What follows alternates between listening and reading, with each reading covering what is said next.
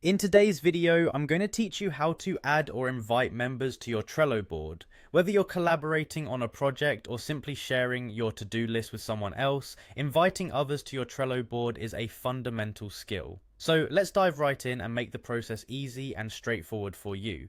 First off, you'll need to log into your Trello account. Head to the Trello homepage and find the login option.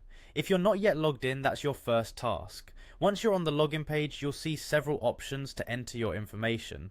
For simplicity and convenience, let's click on the Login with Google button. This option allows you to quickly sign in using your Google account. After clicking, a list of your linked Google accounts will appear.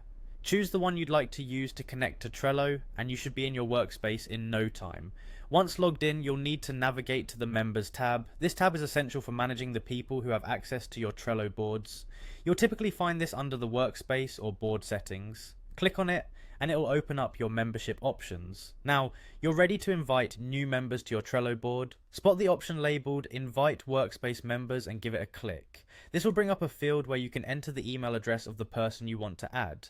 Type in the email address of the individual you wish to invite. Make sure you've got the correct address to avoid sending the invitation to the wrong person. Once you've entered the email, you should see that the address appears below.